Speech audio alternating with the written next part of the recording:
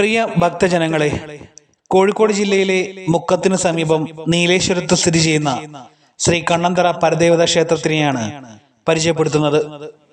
മുക്കം ഓമശ്ശേരി റോഡിൽ നിന്നും 1 കിലോമീറ്റർ മാറി ഗ്രാമീണ ഭംഗിയുള്ളതായ ഒരു പ്രദേശത്താണ് ഈ ക്ഷേത്രം സ്ഥിതി ചെയ്യുന്നത്. ഏകദേശം 1200 വർഷത്തെ പഴക്കമുണ്ടെന്ന് സ്വർണ്ണ പ്രശ്നത്തിലും താമ്പൂല പ്രശ്നത്തിലും തെളിയിക്കപ്പെട്ട ഈ ക്ഷേത്രത്തിൽ കണ്ണു മഹർഷി തപസ് ചെയ്തതുകൊണ്ടാണ് കണ്ണന്തറ എന്ന പേര് വരാൻ ഇടയായത് എന്നാണ് ഐതിഹ്യം.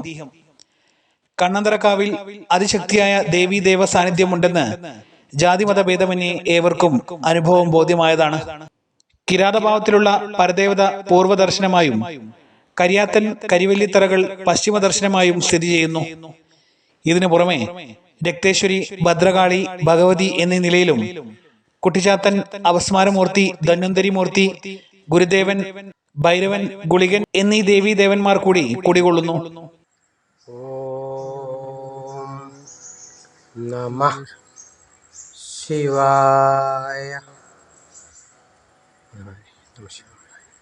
ധർമ്മദേഹ. ഈ ക്ഷേത്രത്തിൻ്റെ ഐതിഹ്യം എന്ന് പറഞ്ഞാൽ, ഈ ക്ഷേത്രം ഒരു 1200 വർഷത്തോളം പഴക്കമുണ്ട് എന്നാണ് സ്വർണ്ണപ്രശ്നത്തിലും താമ്പൂല പ്രശ്നത്തിലൊക്കെ തെളിഞ്ഞു വന്നിട്ടുള്ളത്. ക്ഷേത്രം പണ്ടുകാലത്ത് ഇത് ഇപ്പോൾ നിൽക്കുന്ന ഈ ക്ഷേത്രത്തിൻ്റെ ചുറ്റുഭാഗത്തും ബ്രാഹ്മണരാണ് താമസിച്ചു വരുന്നത്. അപ്പോൾ ഈ ക്ഷേത്രം ബ്രാഹ്മണര ഭൂമിയായിട്ടായിരുന്നു അന്നുണ്ടായിരുന്നത്. അപ്പം ഈ ക്ഷേത്രത്തിൻ്റെ അധിപന്മാർ ബ്രാഹ്മണരായിരുന്നു. അപ്പോൾ ഈ ക്ഷേത്രത്തിൽ കുടികൊള്ളുന്നത് ഉഗ്രമൂർത്തികളാണ്. ഉഗ്രമൂർത്തികളായതുകൊണ്ട് ഈ ബ്രാഹ്മണ കുടുംബത്തിൽ അവർ മധ്യമകർമ്മങ്ങളൊന്നും ചെയ്യാത്തതുകൊണ്ട്, ഉത്തമകർമ്മത്തിലായതുകൊണ്ട് ദേവന്മാർക്ക് തൃപ്തികരമല്ലാത്തതുകൊണ്ട് അവർക്ക് വളരെ പ്രയാസപ്പെട്ട് ദുരിതങ്ങളും അനുഭവങ്ങളൊക്കെ ഉണ്ടായപ്പോൾ അന്നത്തെ കാലത്ത് ഈ ക്ഷേത്രം ബ്രാഹ്മണർ അധികാരി എന്ന് പറയും. കൽപ്പകശ്ശേരി അധികാരിയാണ് അന്നത്തെ ഇവിടുത്തെ അധികാരിയായിട്ടുള്ളത്. ഈ ക്ഷേത്രം കൽപ്പകശ്ശേരി അധികാരിക്ക് കൊടുത്ത് ആയിട്ടാണ് അറിവ്. അങ്ങനെ കുറേ കാലം കൽപ്പകശ്ശേരി അധികാരിയായിരുന്നു ഈ ക്ഷേത്രം നടത്തിക്കൊണ്ടുപോയിരുന്നത്. അപ്പം ആ ക്ഷേത്രം കൽപ്പകശ്ശേരി അധികാരിയും കുറച്ചു കാലം നടത്തിക്കൊണ്ടുപോയപ്പോൾ അവരുടെ കുടുംബത്തിലും ദുരിതങ്ങളും നാശങ്ങളും പ്രശ്നങ്ങളും ഒക്കെ വന്നപ്പം അവർ ഇതിനൊരു പരിഹാരം എന്ന നിലയ്ക്ക് അവർ അന്ന് ഉയർന്ന ഒരു ആടിത്തുള്ള കുടുംബത്തിൽ ജനിച്ചവരാണ് ഈ കൽപ്പകശ്ശേരി അധികാരിയും കുടുംബങ്ങളും.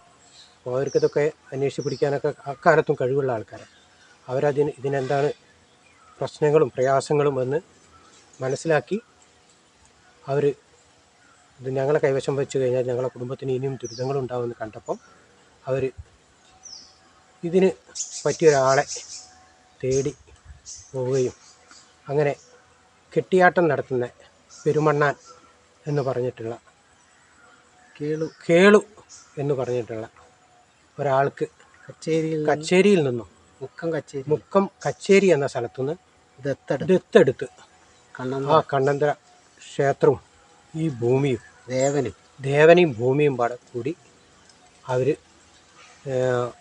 ഈ കെട്ടിയാട്ടം നടത്തുന്ന കേളു എന്ന് പറഞ്ഞവർക്ക് ചേർത്തിക്കൊടുത്തു എന്നുള്ളതാണ്. അത് പ്രമാണങ്ങളിലൊക്കെ ഞങ്ങളെ പ്രമാണങ്ങളും അങ്ങനെ തന്നെയാണ്. വൈദ്യം ഞങ്ങളെ പ്രമാണങ്ങളിൽ പറഞ്ഞിട്ടുള്ളത് ഞങ്ങളെ തൊഴിലെന്താന്ന് പറഞ്ഞാൽ വൈദ്യം, മന്ത്രവാദം. അത് ഞങ്ങളെ ആധാരത്തിൽ വരെ അങ്ങനെയാണ്. ഞങ്ങളെ തൊഴിലെന്താണെന്ന് ചോദിച്ചാൽ മന്ത്രവാദം, വൈദ്യം എന്നാണ് ഞങ്ങളെ തൊഴിൽ.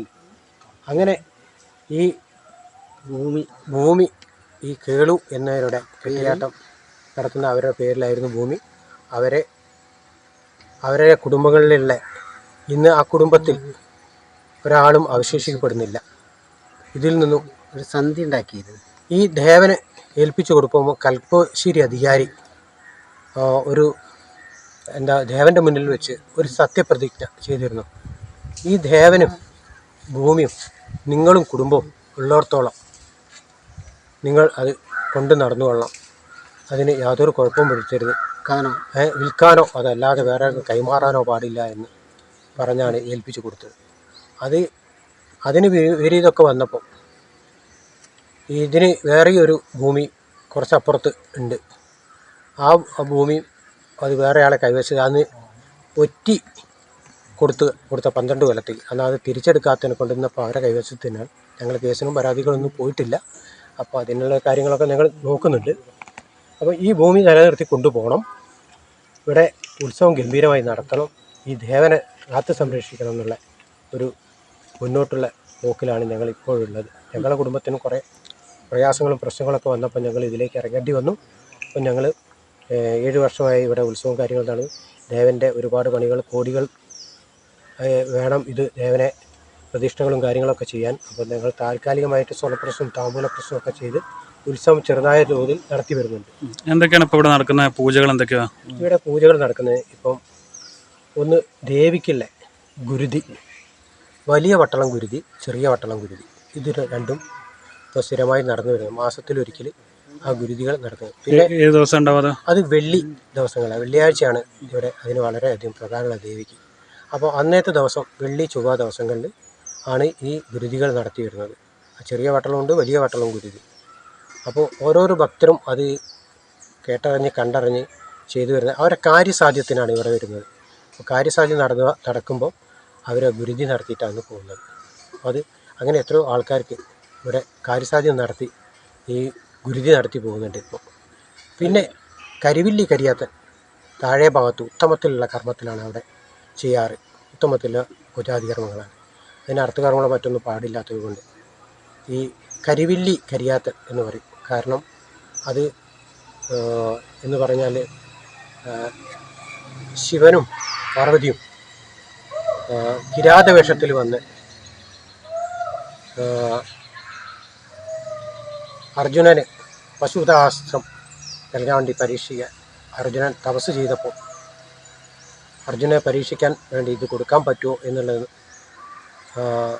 പരീക്ഷിക്കാൻ വേണ്ടി ശിവനും പാർവതിയും കിരാതവേഷം പൂണ്ടുവന്ന് അങ്ങനെയുള്ള ഒരു വേഷത്തിലാണ് ഇവിടെ കരിയാത്തനും കരുവില്ലുള്ളത്.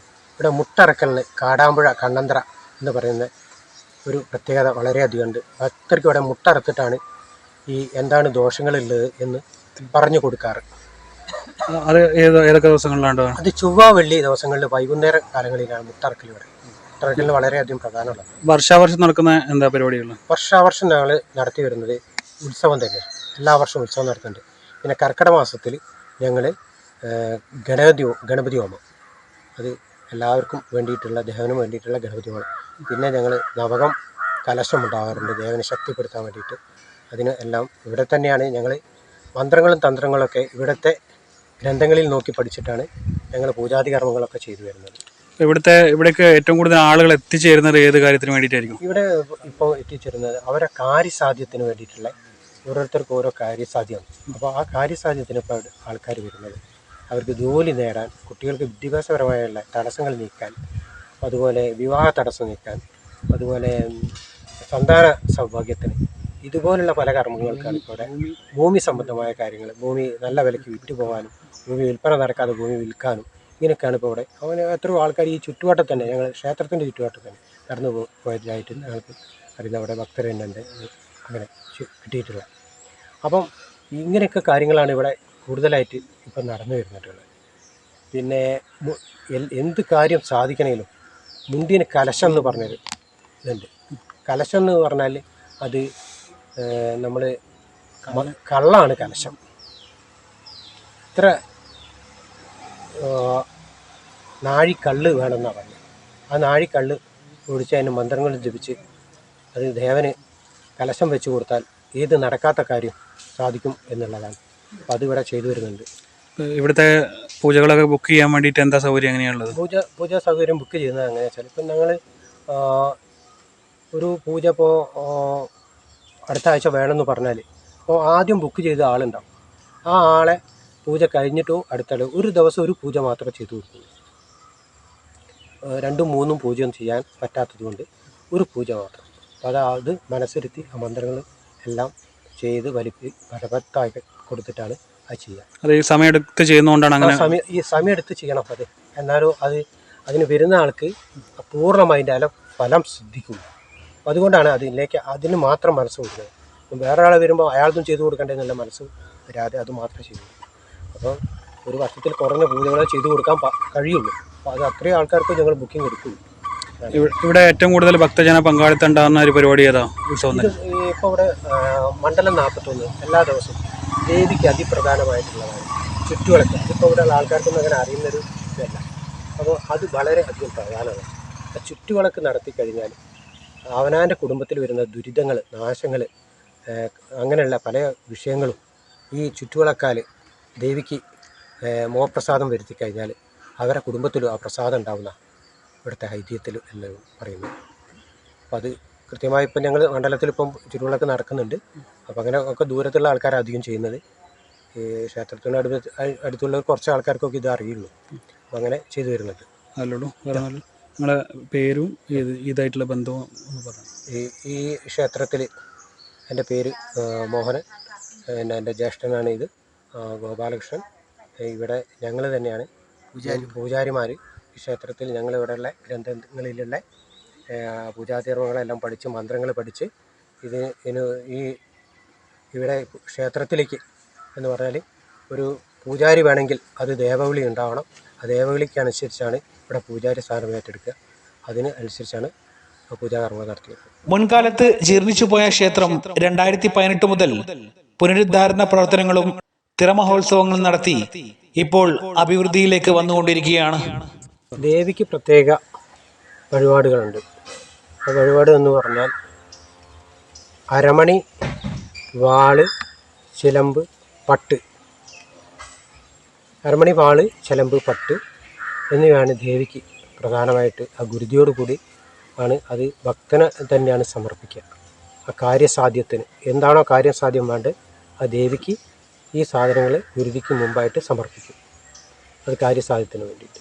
അതുപോലെ രോഗശയ്യയിൽ കിടന്ന് രോഗം മൂർച്ഛിച്ച് എന്ത് ചെയ്തിട്ടും മാറാ രോഗങ്ങളായി മാറി നിൽക്കുന്ന ആ രോഗത്തിന് നമ്മൾ കരിയാത്തിനും കരുവില്ലിക്കും നമ്മൾ ഇവിടെ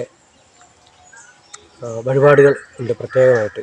ആ വഴിപാട് എന്താണെന്ന് പറഞ്ഞാൽ വെള്ള നിവേദ്യം, പിൻവിളക്ക്, മുൻവിളക്ക്, ശൂലം, ഉടുക്ക്, അരമണി, അമ്പും വില്ലും ഇത് വഴിപാടായിട്ട് സമർപ്പിച്ചാൽ 7 വെള്ളിയാഴ്ച സമർപ്പിച്ചു കഴിഞ്ഞാൽ രോഗത്തിന് ശമനം കാണും. ഏത് വലിക്കാത്ത മരുന്നും വലിക്കുന്ന കാണുന്നത്. ഇപ്പോൾ ഇതുപോലെ ഒരുപാട് കാര്യം സാധിച്ച ആളുകൾ, ഇപ്പോൾ സന്താന ഭാഗ്യം ഉണ്ടായ ആളുകൾ, വിവാഹ യോഗം ഉണ്ടായ ആളുകൾ, അവരൊക്കെ എപ്പോഴും നിത്യസന്ദർശകരായിട്ട് ഇവിടെ വരുന്നുണ്ടോ? ഇവിടെ വരുന്നുണ്ട്. ഇപ്പോഴും അത് അനുഭവിച്ചവരിവിടെ സന്ദർശകരായിട്ട് ഇടയ്ക്കിടയ്ക്ക് വന്ന് തൊഴുത് പ്രാർത്ഥിച്ച് അവരുടെ കാര്യസാധ്യം ഒരു പ്രത്യേകത കൊണ്ട് കാര്യസാധ്യ ക്ഷേത്രം എന്ന രീതിയിലേക്കാണ് ക്ഷേത്രത്തിൻ്റെ മുന്നോട്ടുള്ള പോക്ക് ഇപ്പോൾ പോകുന്നത്. കാര്യം സാധിക്കാനായിട്ടാണ് ആൾക്കാർ വരുന്നത്. അപ്പോൾ അത് ഞങ്ങൾ കൃത്യമായി ചെയ്തു കൊടുക്കുന്നുണ്ട്. അത് അവർക്ക് ഭരിക്കുന്നു, അവർക്ക് കിട്ടുന്നുമുണ്ട്. അപ്പോൾ അതുപോലെ നമ്മളെ കാര്യങ്ങളിലൊക്കെ ഓരോ കാര്യങ്ങളും സാധിച്ചു വിട്ടുള്ള ആൾക്കാർ ഇവിടെ ഉണ്ട്. എൻ്റെ പേര് ഗോപാലകൃഷ്ണ പെരുവണ്ണൻ. ഇതിൻ്റെ ഇപ്പോൾ ഈ കാവിൻ്റെ കാരണവർ എന്നുള്ള സ്ഥാനമാണ് എനിക്കുള്ളത്. എൻ്റെ അടുത്ത അനന്തരാവകാശിയാണ് മോഹനൻ പെരുവണ്ണൻ. അത് കാരണവർ സ്ഥാനം കഴിഞ്ഞാൽ അടുത്ത അവകാശമായിട്ടാണ് അയാളാണ് വരിക. ഇപ്പം ഞങ്ങൾ ജ്യേഷ്ഠാനുജന്മാർ ഒരുമിച്ചാണ് പൂജകൾ നടന്നു വരുന്നത്. ദേവൻ്റെ പ്രീതിക്ക് വേണ്ടി അത് ഇങ്ങനെ ചെയ്യണം. മറ്റ് നമ്പൂരി അത് പൂജ പറ്റൂല എന്നുള്ളതാണ്. ഇവിടെ ഞങ്ങൾ പൂർവികരിങ്ങനെ ചെയ്തു വന്നതുകൊണ്ട് ഞങ്ങൾ ഈ പൂജ ചെയ്യണം എന്നാണ് ഇവിടെ നിർദ്ദേശമുള്ളത്. ഇപ്പോൾ നിത്യപൂജ ഇല്ലല്ലോ ഇവിടെ? ഇല്ല. ചൊവ്വ വെള്ളി ആയില്യം നാള് പിന്നെ വിശേഷ പൂജകളും ഇതാണ്. പിന്നെ അന്നദാനം നടത്തി വരുന്ന അവിട്ടം നാളെന്ന് ഇവിടെ അന്നദാനം നടത്തി. ഇപ്പോൾ ഭക്തജനങ്ങളെ ഓരോ ആവശ്യങ്ങൾക്ക് വേണ്ടിയിട്ടാണല്ലോ പ്രത്യേക പൂജകളിൽ. അപ്പോൾ സന്താന ഭാഗ്യത്തിനും വിവാഹയോഗത്തിനൊക്കെയുള്ള പൂജകളുണ്ട്? ഉണ്ട്. അത് ഒന്ന് 100 പാലും പിന്നെ തളിച്ചു കൊടുക്കൽ, അത് സന്താന ഭാഗ്യത്തിനുള്ള ധൂമപൂജ. ഇത് ആണ് ഈ സന്താന സൗഭാഗ്യത്തിന്. സർപ്പമുട്ട, പുറ്റ്, ഈ കാര്യങ്ങളാണ് ഞങ്ങളിവിടെ ചെയ്തു വരുന്നത്. വിവാഹയോഗത്തിനുള്ള എന്താ എണനാഗം, മുട്ട. അതിനെന്താ കൊണ്ടുവരേണ്ട സാധനങ്ങൾ? പട്ട് അവർ കൊണ്ടുവരണം. അതിൽ ഈ നാഗത്തെയും മുട്ടയും വെച്ചിട്ട് അത് ഇവിടെ സമർപ്പിക്കണം. നാഗത്തിന് സമർപ്പിക്കണം. ഇതൊക്കെ മുൻകൂട്ടി ബുക്ക് ചെയ്യണം? ഇതൊക്കെ മുൻകൂട്ടി ബുക്ക് ചെയ്യണം. അങ്ങനെയൊക്കെയാണ് പൂജകൾ? പൂജകളുള്ളത്. ഇപ്പോൾ രാവിലെ ഇവിടെ വിശേഷ ദിവസങ്ങളിൽ രാവിലെ എത്ര മണിക്കാണ് തുറക്കുന്നത് നട? നട 7 മണിക്ക് തുറക്കും. വൈകിട്ടോ? വൈകിട്ട് ഒരു 3 മണി. 3 മണി തുടങ്ങിയിട്ട് ഒരു 8 മണി വരെ ഇവിടെ പൂജകളുണ്ടാവും. ഈ പൂമുടൽ നടക്കുന്നത് എന്തിനാ വെച്ചാൽ ദേവന് ഐശ്വര്യം സമാധാനം സംതൃപ്തിയും ആ പൂമുടൽ നടത്തുമ്പോൾ അത് ജനങ്ങൾക്കും അത് ഐശ്വര്യം സംതൃപ്തിയും എല്ലാവിധ ഗുണങ്ങളും ഭഗവാനിൽ നിന്ന് കിട്ടുന്നതാണ്. അപ്പോൾ അതുകൊണ്ട് പൂമുടൽ കർമ്മം ഇവിടെ കൃത്യമായി എല്ലാ മാസവും ആദ്യത്തെ വെള്ളിയാഴ്ച പൂമുടൽ കർമ്മം നടത്തുന്നുണ്ട്. അതിലെങ്ങനെയാണ് ഭക്തജനങ്ങൾ പങ്കെടുക്കുന്ന രീതി എങ്ങനെയാണ്? അത് ഇവിടെ ഞങ്ങൾ ചെയ്യുന്ന ഉച്ചയ്ക്കാണ് പൂമുടൽ കർമ്മം. 12 മണിക്കാണ് തുടങ്ങുക. അതൊരു 1 മണിക്കൂറിനുള്ളിൽ ഒരു പൂമുടൽ കഴിഞ്ഞ് അവസാനിപ്പിക്കും. ഇന്ദ്രോച്ചാരണത്തോടുകൂടിയുള്ള പൂമുടൽ. ഈ ക്ഷേത്രത്തിനെ കുറിച്ച് ഭക്തജനങ്ങളോട് പൊതുവായിട്ട് എന്താ പറയാനുള്ളത്? ഭക്തജനങ്ങൾ പൊതുവായിട്ട് പറയാനുള്ളത്, ഭക്തജനങ്ങൾ ഈ ക്ഷേത്രത്തിനോട് വളരെയധികം താല്പര്യപ്പെട്ട് വരുന്ന ആൾക്കാർ, അവരുടെ കാര്യസാധ്യത്തിന് വേണ്ടിയിട്ട് തന്നെ പറയാം. അപ്പോൾ അവർ വളരെയധികം ഞങ്ങളോട് ഈ ക്ഷേത്രത്തോട് എല്ലാവിധ സഹായ സഹകരണങ്ങളും ചെയ്തുകൊണ്ടാണ് ഞങ്ങൾ ഈ ക്ഷേത്രം മുന്നോട്ട് കൊണ്ടുപോകുന്നത്. ക്ഷേത്രത്തിന് കുറേ പരിമിതികളുണ്ട്.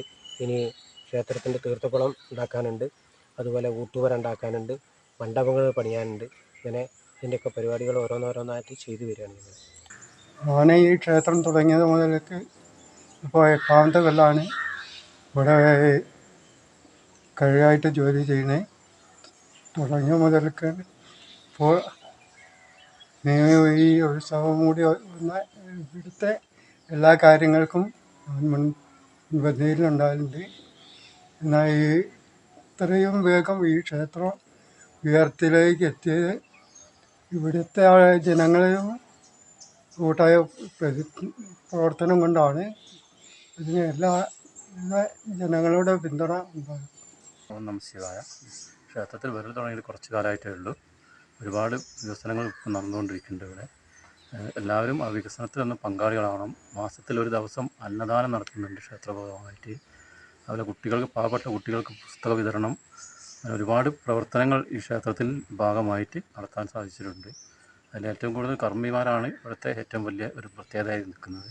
അവരുടെ അപാരമാത്രമായ പ്രവർത്തനം കൊണ്ടാണ് ഇവിടെ വരെ എത്താൻ സാധിച്ചത്. ഇനി മുമ്പോട്ട് പോകുമ്പോൾ ഒരു ക്ഷേത്രക്കുടം നിർമ്മിക്കണമെന്നൊരാഗ്രഹമുണ്ട്. അത് സാധിപ്പിച്ചു തരാൻ എല്ലാ ഭക്തരും സഹായിക്കണമെന്ന് മാത്രം അപേക്ഷിക്കുന്നു.